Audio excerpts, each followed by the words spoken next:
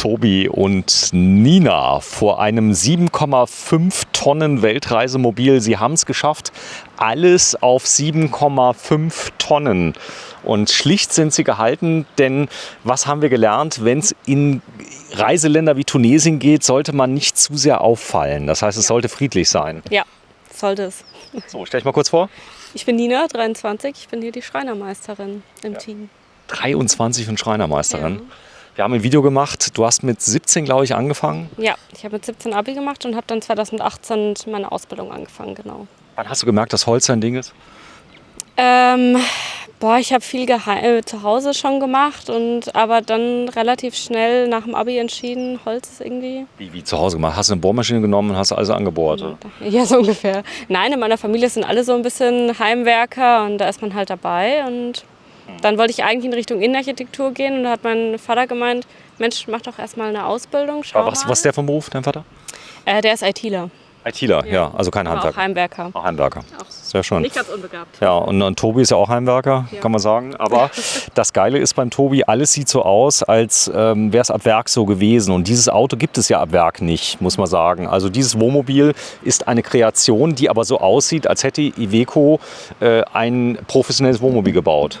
Richtig, genau. Das ist ein Iveco 9016, der war in seinem ersten Leben bei der Feuerwehr. Das war ein LF16 TS, also das sind diese viel verbauten und verwendeten Fahrzeuge, die für den Katastrophenschutz unter anderem kreiert wurden. Er hatte dann auch so eine Vorbaupumpe hier mit einer Löschpumpe und eine Mannschaftskabine. Das heißt, die hatten alle 4 Türen, eine relativ große Kabine und die haben wir reichhaltig, wir haben da über 70 Stück gemacht, eingekürzt auf eine Fernverkehrskabinenlänge. Man sieht es hier, dass also im Ursprung hier mal noch eine Tür war und noch ein bisschen Kabine und wir haben die eingekürzt auf eine Fernverkehrsfahrerlänge. Das heißt so auf ein Fahrerhaus, in dem du hinten jetzt noch die Möglichkeit hattest, ein Bett unterzubringen oder zusätzliche Sitze. Und davon haben wir reichlich gemacht und auch reichlich dann tatsächlich mit einem Kunden umgesetzt, die in dieser 7,5 Tonnen Klasse noch laufen. Ne? Kannst du noch welche anbieten? Ich habe von den Basisfahrzeugen noch knapp 10 Stück, die wir jetzt Stück für Stück umbauen. Also das heißt, das gibt es tatsächlich noch. Und wenn man es so sinnhaft macht wie hier bei diesem Modell, also mit der etwas knapperen Kabine, hat es auch so gut wie jeder geschafft, in der Länge auf die 7,5 Tonnen noch zu kommen. Also auch im reisefertigen Zustand das noch einigermaßen zu erreichen. Wie gesagt, wir haben 70 Stück davon gemacht. Da muss ich jetzt einräumen, dass wir von den 70 vielleicht irgendwo knapp 10 das gepackt haben. Aber alle, die diese kurze Kabine wie diese Version hatten... Also 10 gepackt heißt nicht, die leben noch, sondern die leben alle noch, sondern die sind unter 7,5 Tonnen. Die sind eben unter 7,5 Tonnen. Das ist ein 9 Tonnen Fahrgestell. Das heißt, ich kann ihn auflasten, wenn ich mal einen C kriege. Genau, also das heißt, es gibt auch Versionen, die wiegen 8,5 Tonnen an, ne, weil sie sich ein bisschen verbaut haben oder weil das Ganze ein bisschen schwerer geraten ist. Aber es gibt auch gute Belegbeispiele und wir wissen ja jetzt, unter welchen Voraussetzungen das funktioniert und das ist natürlich mit dem Know-how absolut von Vorteil und damit können wir auch jeden supporten, um sein Ziel zu erreichen. Ne? Komm, wir gehen mal gerade drum rum, dass wir mal sehen, kommt mal nach links, dass wir das Auto mal wirken lassen. Warum habt ihr denn eingekürzt, damit die Kabine länger wird? Nee, also es ist so, wenn wir natürlich das lange Fahrerhaus haben mit der Doppelkabine, kriegst du keine ordentliche Wohnkabine drauf und deswegen kürzen wir die ein. Ne? Und, ja, das war doch was ich gesagt habe, damit die Kabine länger wird. Ja, genau, damit die Kabine, die dementsprechende Wohnkabine länger wird. Ne? Also dafür, dass die Wohnkabine länger werden kann, muss man die Fahrerhauskabine kürzen. So, das ist so ein kleiner Battle. Freudscher war das jetzt. Ein das ist nicht so schlimm. Ne? Also ist ja auch kein Problem. Die Kabine, also fangen wir mal von ganz vorne an. Wenn die kommen, ist das eine Feuerwehr und die Feuerwehren haben ja wenig Laufleistung. Trotzdem werden die von dir, wenn es nötig ist, komplett modifiziert, aufgearbeitet, gemacht. Genau. Quasi so, als wären sie vom Werk gekommen, so ein bisschen, oder? Ja, also die Fahrzeuge haben zwischen 15 und 50.000 Kilometer. Also gar nichts. Gar nichts. Ne? Ja. Und waren auch immer in trockenen, sauberen Hallen gestanden. Das heißt, da gibt es korrosionstechnisch eigentlich wenig zu machen. Der war jetzt ein bisschen draußen gestanden, deswegen sind da Blütenstaubschatten drauf. Ne? Weil wir sind ja im Frühling, man sieht es, ne? Wenn er 2 Wochen steht und es regnet, hast du überall den Blütenstaub hängen. Aber technisch ist der quasi... ist der tipptopp und wir haben ja tatsächlich über Jahre, ich baue die um seit dem Jahr 2012, also seit über 10 Jahren und wir haben Leute, die sind ja schon 100.000 Kilometer mit unterwegs gewesen mit einem unwahrscheinlich positiven Bild, auch was jetzt Problematiken, Verschleiß oder auch technische Probleme angeht. Ne? So, fangen wir mal an. Was ist da für ein Motor? Ein Turbo? Da ist ein 6,1 Liter Turbodiesel drin aus dem Hause Deutz, KAD Deutz. Eine ganz, ganz bewährte Maschine, die in vielen Landmaschinen und Notstromaggregaten weltweit Mageros? wurde.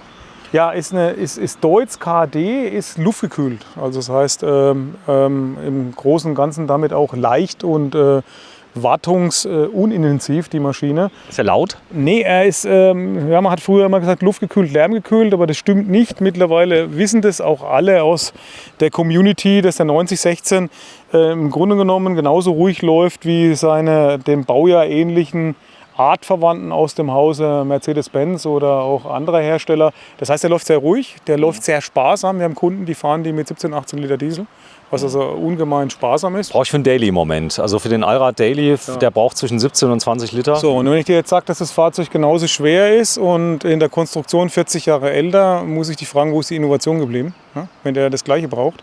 Das ist dann so ein bisschen ernüchternd. Der hat ja keinen Hubraum. Meiner hat hier nur 3 Liter. Was hat der?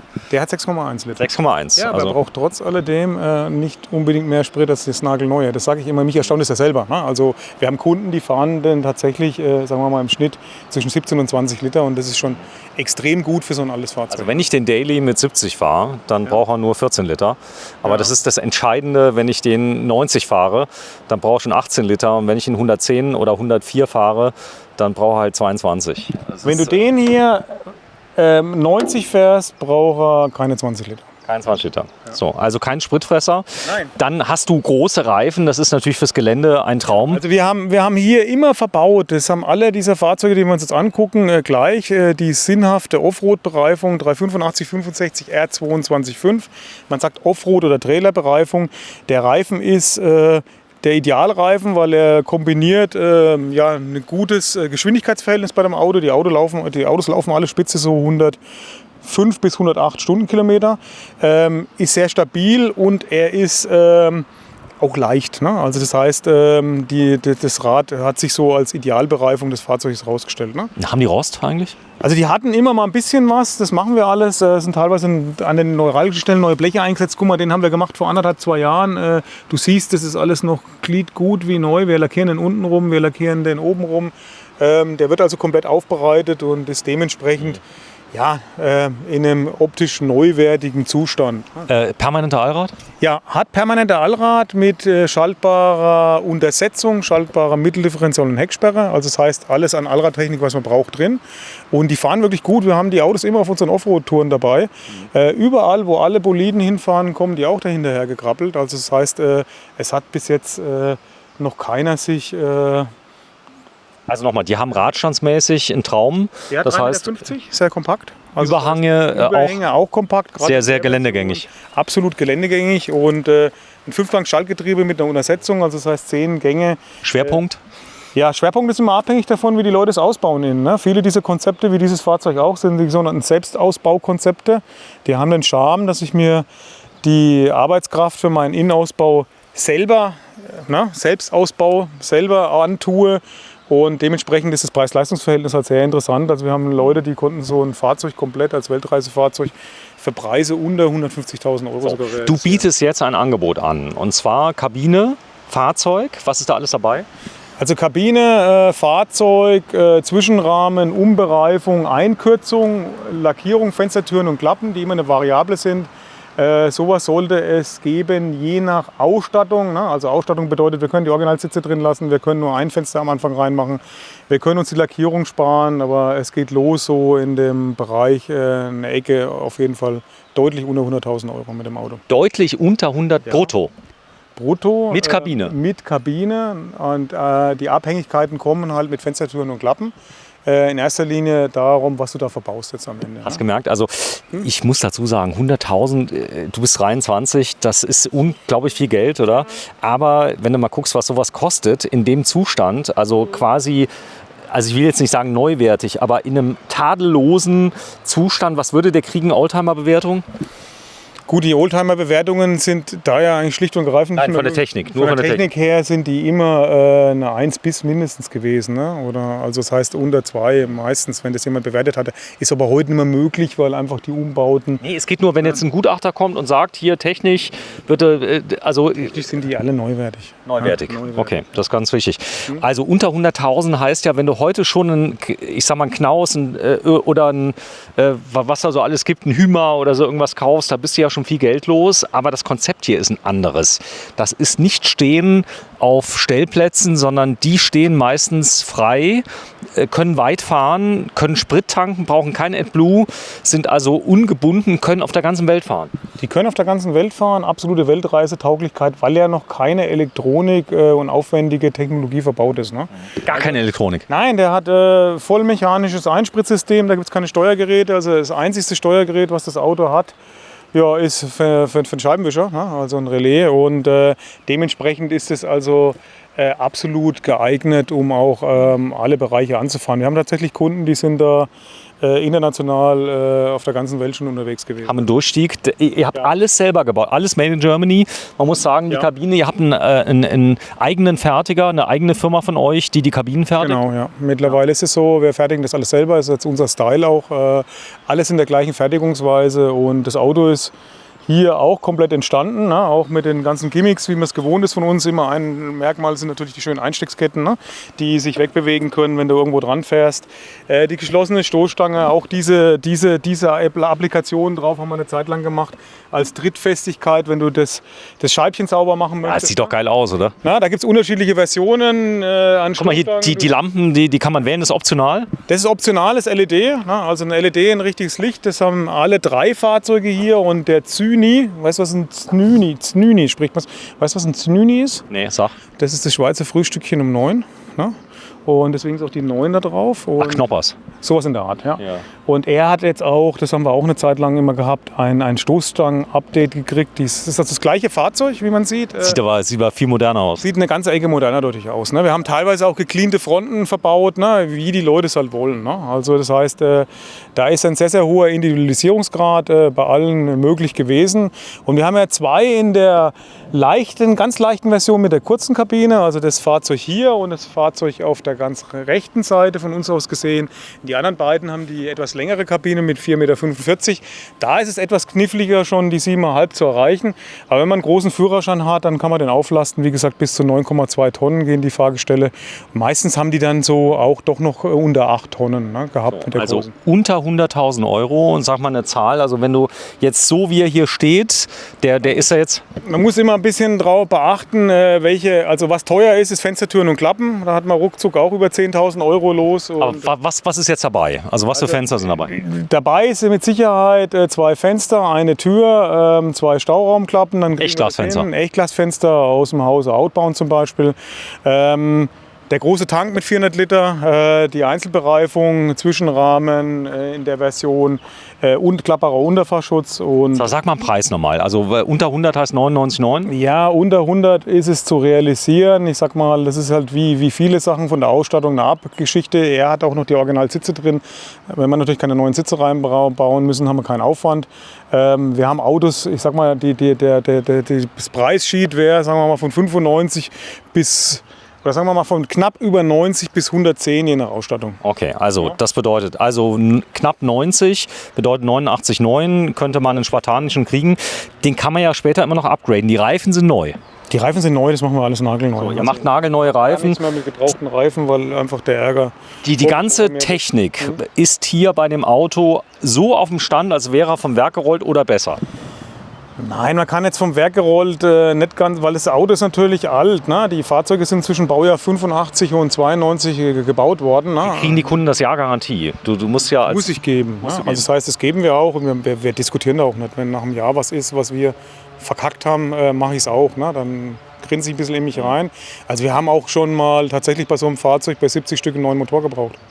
Auch das mache ich dann neu. Bei 70 Stück? Also wir haben jetzt von 70 Fahrzeugen einer danke. Motor. Das klang jetzt so, als ob sie 70 neue Motoren... Also bei 70 Stück hast du einen neuen... Einmal gehabt, der hatte halt irgendwo einen Treffer. Ne? Und, den hast du dann besorgt? Den haben wir haben Ersatzteile und Schlachtfahrzeuge, den haben wir dann neu gemacht. Also wir haben einen anderen reingebaut und seitdem fährt er glücklich durch die ganze Welt. Ja, du bist greifbar, du bist nicht auf irgendeiner Insel, sondern du bist mitten im Spessart. Wir sind im Spessart hier. Wir haben auch viele deutsche Mitarbeiter. Ne? Es gibt auch viele, die Deutsch können. Ne? Also ja, aber auch viele, die kein Deutsch können, muss man sagen. Wir haben auch 10 polnische Kräfte, die sind aber gut, die Leute. Da freuen wir uns auch echt, dass wir so gute, fähige Leute aus unserem Nachbarland haben und die haben können. Das ist auch eine Sache, die wir über Jahre hin schon haben und gute Erfahrungen damit haben. Ne? So. Und du sprichst auch ein bisschen Deutsch? Ich spreche ein bisschen Deutsch gerade so. Du bist ja aus dem Spessart. Ja. So. Spessart ist schön, man kann hier vorbeikommen und man kann das planen lassen. Du bist jetzt verantwortlich neuerdings seit 2,5 Monaten als Schreinermeisterin für den ganzen Innenausbau. Das heißt, du koordinierst das, du projektierst das, weil viele hängt ja an der Projektierung. Ja. Ist das ein bisschen Arbeit? Es ist ein bisschen Arbeit, ja. So. Das heißt, der Möbelbau ist jetzt nicht dabei, muss man sagen, oder? Nein, der Möbelbau, den können wir... Ist eine Leerkabine. Ist eine Leerkabine, die ist also innen leer. Ne? Also das heißt, das Selbstausbauhaus und eins der Konzepte ist halt eine Zugänglichkeit zu erreichen. Das bedeutet, solche Autos kosten normal, wie du weißt, 300.000 Euro zum Beispiel oder knapp drunter. Und man kann das für deutlich auch die Hälfte machen, wenn man einfach Eigeninitiative ergreift, mit seinem Nachbarn, mit seinem Bekannten oder auch mit seiner Familie das Thema angeht und den Ausbau selber realisiert. Jetzt kommt's viel besser. Ihr habt ein Selbstausbaukonzept realisiert. Das wird von Handwerkern händisch gebaut, aber nicht eingebaut. Da kann ich viel Geld sparen. Das heißt, ich kann den ganzen Innenausbau am CAD-Tisch machen. Ihr baut das Ganze und ich baue es nur noch ein. Da kann man viel Geld sparen. Ja, auf jeden Fall. So. Du kennst dich aus. Wir haben Videos gemacht. Guckt euch die bitte an. Diese Konzepte hier sind jetzt Selbstausbauten. Das heißt, die haben die Möbel selber gebaut? Genau, ausnahmslos Selbstausbauten. Da gibt es unterschiedliche Baufertigungsweisen. Es gibt auch unterschiedliche Qualitätsansprüche. Alles hat was für sich. Ne? Jeder nach seiner Punkt. Man kann das natürlich vielmals, also wir haben wirklich Selbstausbauten, wo wir reingehen und fassungslos sind, wie gut es ist. Wir haben aber auch Sachen, das Wort fassungslos ist vielleicht jetzt nicht das Richtige, wo wir sagen, ja, das können wir besser machen. Könnte man ein bisschen mehr. Ne? Aber es ist ja immer so, wie der eigene Anspruch an die Sache ist. Aber das Coole ist, du kannst ja rausschmeißen und kannst wieder neu machen, weil die Kabine... Ja, aber das macht ja keinen Sinn, manche Sachen zweimal zu machen. Mach's lieber einmal gescheit, als wenn du doppelt... Wenn ich jetzt am Anfang kein Geld habe und man könnte das natürlich einfach spartanisch halten. Das machen ja auch tatsächlich einige unserer Kunden und dann tun sie es Stück für Stück upgraden. Auch dieses Fahrzeug ist jetzt hier gewesen für ein Upgrade. Da haben wir noch einen Heckträger dran gebaut für ein Ersatzrad. Ne? Sollen wir mal gucken? Also Heckträger für Ersatzrad? Dran, das Rad hängt noch nicht dran, das liegt noch Ach so, das heißt, als Kunde darf ich noch mal herkommen nach dem Kauf? Natürlich, klar. Also das heißt, die Türen, wir haben zwar immer ein bisschen was zu tun, wir müssen Terminabsprachen machen, aber geht natürlich. Ne? Wir haben dem jetzt seinen Träger verpasst und da kommt das Ersatzrad drauf. Und die Anhängerkupplung ist für seinen Pferdeanhänger. Ne? Nee, die ist natürlich für einen Fahrradträger. Für der kommt da drauf, Kupplung. Fahrradträger, ne? Als Kupplung. Und dann kann er seine Fahrrädchen noch mitnehmen, hier auch in einer adäquaten Höhe. Und das haben wir jetzt noch nachgerüstet. Ne? Unterfahrschutz ist ja Pflicht. Ja. Der ist dabei? Hier ist Pflicht, ist klappbar hier. Also das heißt, der hat 2 so Riegel, den können wir in der Geländestellung nach oben kippen, dass das Auto auch Offroad-fähig bleibt und seine Offroad-Fähigkeit erhalten bleibt. Die Maulkupplung ist dabei bei den meisten? Also die Maulkupplung ist immer an den Feuerwehrfahrzeugen dran gewesen und ich lasse die umtragen als Rangierkupplung. Und das ist natürlich jetzt auch eine Abschlöse und Bergeröse bei so einem Fahrzeug. Das darf man an der Stelle, oder? Natürlich, ja. Okay. Klar. So, dann ist dabei ein kleiner Kofferraum. Ja, also das heißt, hier gibt es unterschiedliche Stauraumklappenformate. Das bespricht der Kunde natürlich selber. Es gibt auch die Möglichkeit, nur eine Tür reinzumachen. Der Kunde kann Fenstertüren und Klappen selber einzubauen. Die Stauboxen unten drunter? Die Staubox, die sind in der Regel nicht dabei. Wir brauchen aber diese hier, um einen TÜV zu kriegen, weil es ist gleichzeitig nicht nur Stauraum, sondern seitlicher Unterfahrschutz.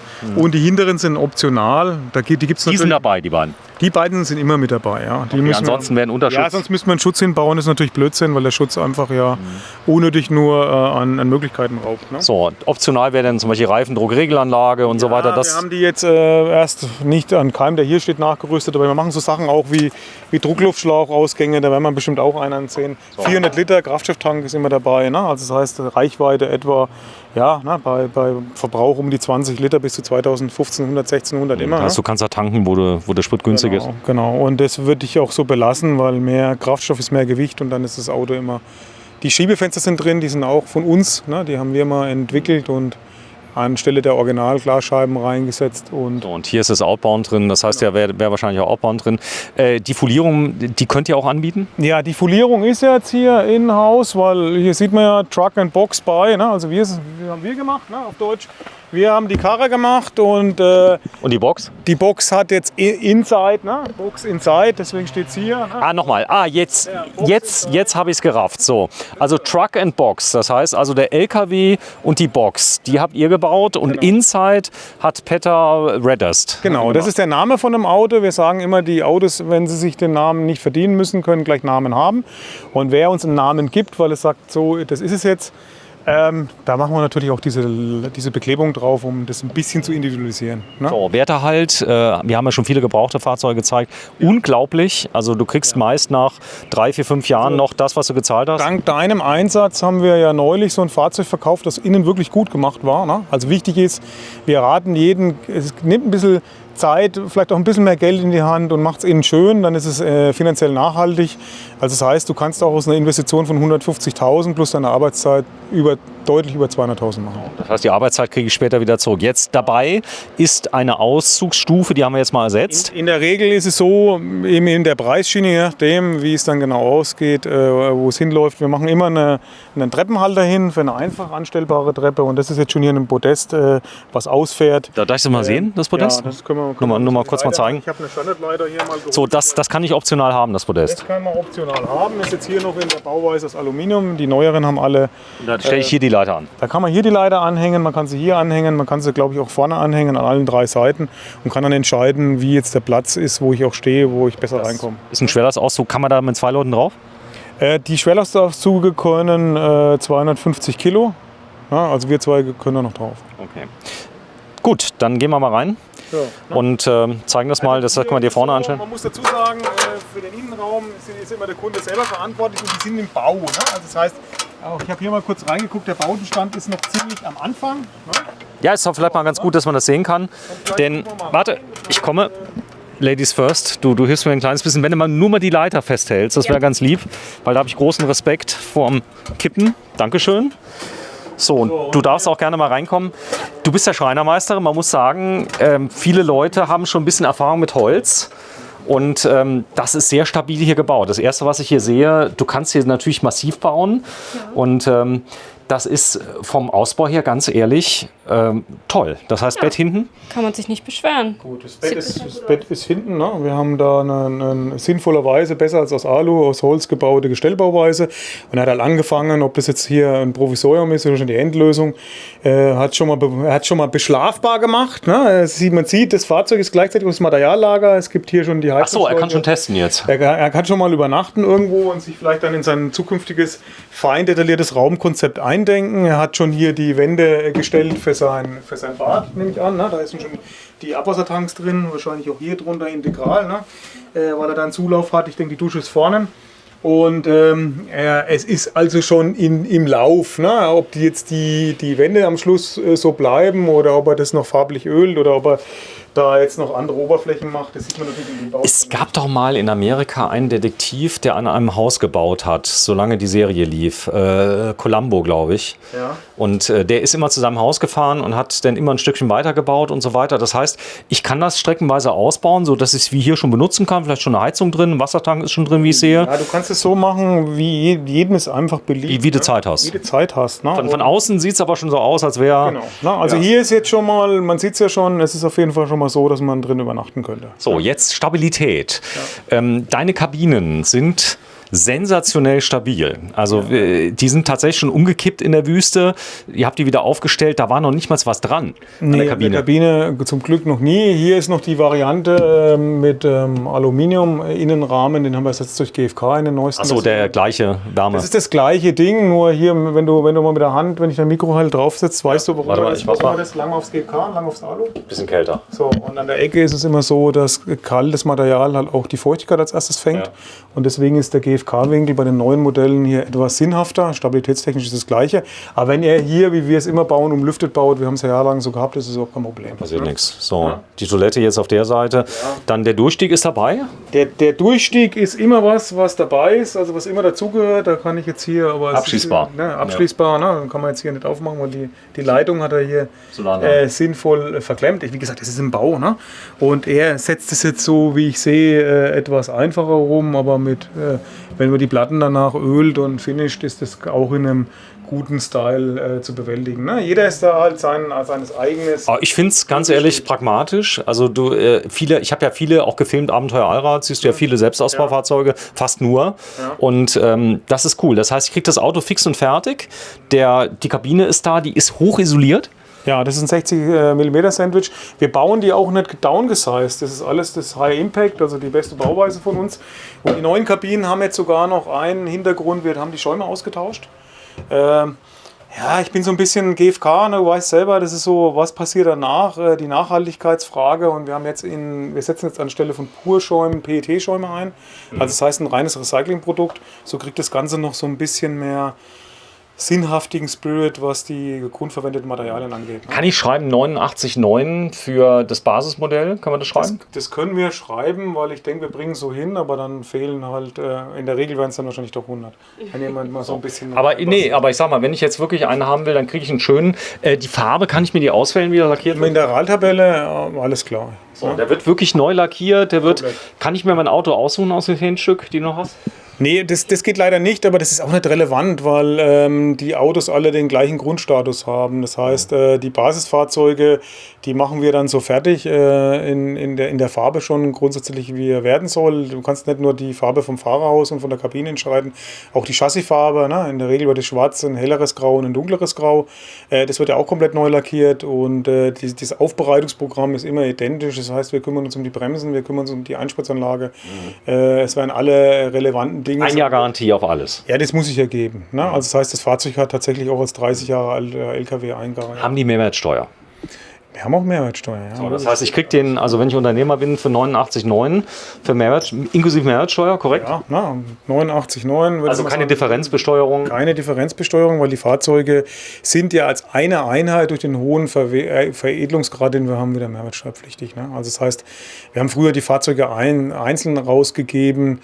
Dann kann man darüber diskutieren, aber so ist es ja... Der Vorteil als Unternehmer, wenn ich jetzt das Ding hier als fahrendes Büro oder so irgendwas nutze, was du ja kannst, auf Fahrtenbuch, also kann man ja machen.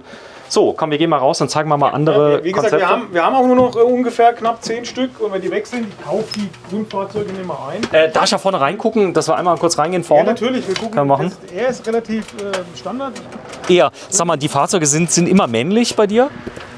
Eher der Iveco. Es gibt auch schon eine Lisa, es gibt schon verschiedene, also eher, ja. So, ich zeige das mal gerade, sie hält mal gerade meine Leiter, weil sonst bin ich nämlich schneller am Boden, als ich gucken kann. So, wie ist die Beschleunigung von Körpern, die auf den Boden fallen? Das Schlimme ist, sie ist gleich, also habe ich gehört, im luftleeren Raum ist immer gleich. Ja, also das ist ist jetzt Basic, das heißt tatsächlich ist hier auch noch die Original 9016 Iveco Verkleidung, die noch sehr schön ist. Ne? Ist die geil? Na, die hat so ein bisschen Oldschool und wenn du jetzt die Sitze anguckst, guck mal. Warte mal, ich zeig mal gerade hier sieht man sogar noch, dass das Ganze LF 16 TS LF heißt. Löschfahrzeug 16 TS. Und hier ist das Baujahr des Ganzen, also ein 88er ist das. Sind das alles Feuerwehren, die du hast? Es gab ein paar THWler, aber die Feuerwehren sind immer in der Grund. Ist aber nichts, was irgendwie im Normalen, die waren immer mit wenig Laufleistung. Ja, wir können mal gucken, was der jetzt hat. Der ist jetzt, haben wir mal ausgeliefert vor 1,5 oder 2 Jahren, 30.189. So, also 30.000. noch nicht mal eingefahren. So, die Fahrzeuge fahren ja. Der ist jetzt 2 Jahre alt. Ja. Die haben ein Schaltgetriebe. Ist das schwer reinzumachen? Es ist ein bisschen, natürlich ist er jetzt, der moderne ist etwas auch leichter zu bewegen. Das Getriebe ist ein bisschen knochig, aber man gewöhnt sich daran. Ne? Also das heißt, es geht relativ schnell. Ne? So. Wenn du siehst, die Sitze sind auch noch so diese Oldschool mit in dem Farbenspiel, so wie sie damals waren. Es war Aber Isri, guck mal hier. Ja, es ist ein Isri-Sitz verbaut mit einer Lasteinstellung, also mit einer Feder, so ähnlich wie bei deinem Daily. Ne? Du kannst hier die Gewichte einstellen, keine Luftunterstützung. Den Sitz kannst du auch in verschiedenen Neigungswinkel bringen, nach Verfahren. Also ist nicht so schlecht, aber in der Regel ist es was durch einen besseren Sitz. Die sind aber nicht innen abgerockt, sondern das sind die haben ja nur die 30.000 Kilometer. Schau mal die Sitze an. Das ist nichts aufgerissen, nichts aufgerockt. Die Kopfstützen sind halt ein bisschen anders. Aber Ich kann mir die sogar auf Wunsch noch beledern lassen, das geht auch. ja, man könnte die jetzt neu polstern lassen. Also Das brauchen wir aber nicht, oder? Brauchen wir nicht, ne? Also wir haben Leute, die nutzen die, ja, es ist so, dass die Schaumstoffe halt, wie du weißt, da gehen die Weichmacher raus, die zerfallen dann leichter. Also das heißt, in der Regel werden die neu aufgepolstert oder ersetzt durch einen besseren Sitz. Ja, so ist es. Aber wenn die kommen, die sind top in Zustand. Und jetzt kommt ja das Besondere, die Feuerwehren geben die ja nicht freiwillig ab, sondern das hat einen Grund. Nach einer gewissen Zeit werden die ausgemustert. Warum? Naja, es ist einfach so, dass die Nutzungsdauer auf ungefähr 30 Jahre festgelegt ist. Ne? Und die Fahrzeuge waren alle als Katastrophenschutzfahrzeuge auch vom Bund angeschafft gewesen. Und da gibt es, sagen wir mal, in Privatfeuerwehrhand noch einige. Und die meisten sind mittlerweile ausgesondert. Es gab so um die 2000 Stück etwa von dem Modell. Ne? Was ist hier? Ist Luftdruck? Ja, das ist die Original-Feuerwehr-Steckdose noch, wenn die in der Halle stehen, damit sie fremdbestromt werden können und die Batterie geladen wird. Hat der eine Luftbremse? Der Druckluftbremse. der hat eine hydraulisch verstärkte, eine druckluftverstärkte hydraulische Bremsanlage. So rum ist es. Also der hat noch eine klassische hydraulische Bremsanlage, wie ein PKW auch, die aber Druckluft unterstützt ist. Ja. Okay, also die geht nicht schwer. Die ist schon, also bei den LKWs ist es immer so, wie immer mit dem LKW, man muss vorausschauend fahren. Ja, also die geht schon, da muss man ein bisschen hindrehen. So, wie sieht es aus mit Servolenkung? Hat er? Servolenkung hat er. Er hat eine Motorbremse hier, also dieses Knöpfchen ist die Drosselklappenbremse noch. Er hat 5 Vorwärtsgänge. Hubraum? Hubraum 6,1 Liter. Also das heißt, die Motorbremse geht auch wirklich. Genau, ein BF 913 ist da verbaut. Ja, du stehst ja immer so ein bisschen auf. Also ein Deutz luftgekühlt, wenn du hier reinguckst, guck mal, das siehst du die Zylinderchen, hier ist ein Turbolader. Ja. Und du siehst jetzt hier auch, wenn man den jetzt anmacht, dann bläst er uns warme Luft hin, wenn er warm wird. Und Ja. der kühlt also wie ein Mofa noch mit Luft. Also unkaputtbar. Das Ganze ist federnd gelagert, der ist hochgradig geländegängig. Ja, also den haben wir mit unserer klassischen Federlagerung gemacht, mit einem ordentlichen Rahmen auch. Und wir bauen es seit Jahren so und da gab es noch nie irgendwelche Punkte. So, und die ich kriege für 89,9 haben das, was ich sehe, auch. Genau, ja. 1:1. Die haben das 1:1, ja, weil es ist standardisiert, das sind die Teile alle bei uns im Lager, das machen wir so. So, alles ist hier Aluminium verstärkt, alle Kanten. Wie dick ist der Sandwich? Also der Sandwich ist hier 60 mm, das ist eine mehrfach faserverstärkte Deckschicht, die extrem schlagsicher ist mit knapp 2 mm. Und der Aufbau hier, also das heißt, das ist 4 mm Aluwinkel, schwimmend. Mit einer eigenen Konstruktion, die extrudieren wir und hier sind nochmal 4 mm an den Ecken drauf, damit du also das sehr beschädigungsstabil. Aber was ist Extrudieren? Extrudieren ist, diese Winkel sind nicht gekantet, sondern werden über ein Extruder, eine Art Presse, gespritzt. Ja, also das heißt, Echt? Ja. Also du kannst jetzt Kunststoff extrudieren, du kannst Aluminium extrudieren. Holz? Holz kannst du nur pelletieren. Am Schluss die Späne. Pelletieren. Aber ein Pelletierverfahren ist auch ein Extrudierverfahren. Ein Scherzwort, oder? Holz kann man nur pelletieren. Das ist aber das Gleiche, es wird auch extrudiert. Auch extra. Dann hier ist eine kleine Pumpe drin, eine Hydraulikpumpe. Das ist fürs Fahrerhaus zum Kippen. Ja. Ja, und hier kannst du es entriegeln. Ja, also hier Ja. kannst du durchladen, wenn du mal schießen musst. Nee, ist zum Entriegeln des Fahrerhauses, damit wir es kippen können. Ja. Oh, cool, also Servitieren. Kann ich den Service weltweit machen, eigentlich von denen? Das Schöne ist, du kannst zu jedem Landmaschinenmechaniker, weil das Auto eigentlich Traktorentechnik hat. Ne? Und trotz alledem läuft es. Wir können ja mal so ein Auto laufen lassen. Also die meisten Leute sind sehr erstaunt, wie ruhig der ist. Ne? Weil du kennst ja die modernen Dieselmotoren. Ne? Ist ja immer Diesel. Tobi ist ja ein Typ, oder? Ja. Ob er läuft. Das ist krass. Der ist so leise.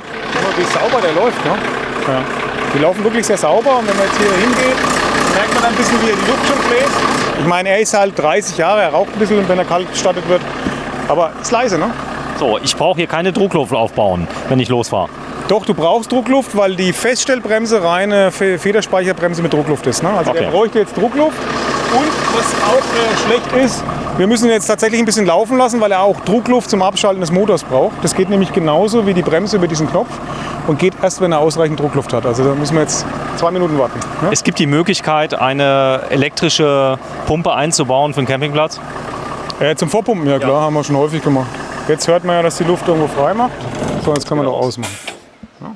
So. Also wir haben das schon, wir haben so VR-Kompressoren, Dauerläufer da reingebaut, dass man voll pumpen kann, dass man gleich wegfahren kann. Ne? Weil manche Leute stören sich natürlich dran. Dass Kann ich mir vorstellen, ja. Aber es ging jetzt schnell, das heißt, Es ging jetzt schnell, ja. so, das ist nicht so wie beim ganz Großen in so 5 Minuten. Nee, es ist auch so, dass wir die Autos ja erst in früher Stunde heute auf dem Platz bewegt haben und dann hat er natürlich noch ausreichend Druckluft. Ne? So, also 89.900 Euro inklusive Mehrwertsteuer für einen mit 1 Jahr Garantie. Geht los damit. Dann Nein, ist stopp. eine Tür drin, dann ist ein Durchstieg noch drin und dann muss man mal gucken, was wir in der Liste noch verbauen. Die Räder sind drauf, wir haben Neue Räder. TÜV, neue Räder, wir haben TÜV dann. Der ist lackiert, alles das, was du gesagt hast. lackiert, ist gemacht, auch unsere Ketten sind immer optional dran. Ne?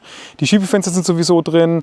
Er ist, sagen wir mal, soweit ausbaufertig. Was ein bisschen knifflig ist, wenn ich noch keinen Ausbau innen habe, ist es noch kein Wohnmobil. Das heißt, ausliefern müssten wir den dann Als LKW. Als LKW erstmal, ne? Bis eben. Wieso? Ich kann doch einfach einen Herd verbauen und dann über den TÜV fahren. Ja, man könnte jetzt ein Leichtbaubett verbauen und einen Herd verbauen. Also Koch- und Schlafgelegenheit sind die Voraussetzungen, die müssen wir halt schaffen. Ne? Ja, da kann man sich gegen. So, jetzt kommt aber hier die Kollegin ins Spiel. Man kann ein Möbelpaket kaufen. So, das heißt, das könnt ihr quasi für diese Kabine auch in Serie bauen. Das ist nämlich das richtig Coole. Alles, was einzeln gefertigt wird, ist teurer. Ja, Und auf jeden Fall. das heißt, man könnte dann in Zukunft, dafür bist du ja da, verschiedene Grundrisse werdet ihr vom Fließband dann produzieren können mit der CNC. Also extrem genau. Das ist so, nehme ich mal an, vor deinem geistigen Auge, wenn das so alles mal läuft. Und dann kriege ich einen Möbelbau. Aber das Coole an dem Möbelbau ist, die Möbel sind schon alle fertig aufgebaut. Ja. Quasi in sich. Das haben wir ja vorhin, hast du mitbekommen, wie Leute. das sehen die Leute jetzt Ja, nicht. genau. Du hast es mitbekommen, wie die ihre Möbel abgeholt haben. Die sind dann quasi komplett fertig gebaut und werden dann in die Kabine eingeladen und dann können die zu Hause selber ausbauen. Festschrauben. Genau. Wie schraube ich die fest in so einer Kabine? Ist das, halten da die Schrauben? Ich frage mal dich.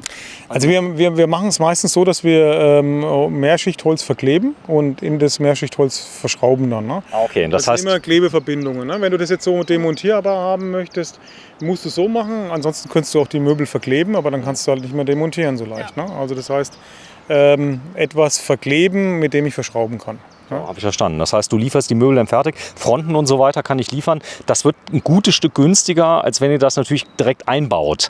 Ja. Wenn ich sag mal, ich kann das aber auf Wunsch auch fix und fertig eingebaut bekommen. Also wenn Ja, es ist halt so, wir brauchen sagen wir mal, für so ein komplettes Fahrzeug nur für den Innenausbau gute 800 Stunden mit allem. Ne? Und wenn du jetzt heute wirtschaftlich 800 Stunden rechnest, weißt du, also was der Kunde das kann viel sparen. Der kann viel sparen. Also der kann sich roundabout auf jeden Fall gute 100.000 Euro könnte er sich sparen, wenn er gewisse Dinge selber macht. Ne? So, hier sind wir. 4Wheel24 heißt das Ganze. Das ist in Haßloch am Main. Bitte fahrt nicht in die Pfalz, weil das ist, glaube ich, das bekanntere Haßloch. Zusammen mit Nina Hass und mit Tobi Teichert. Teichmann, aber egal, das ist so schlimm. Teichmann, meinte ich ja.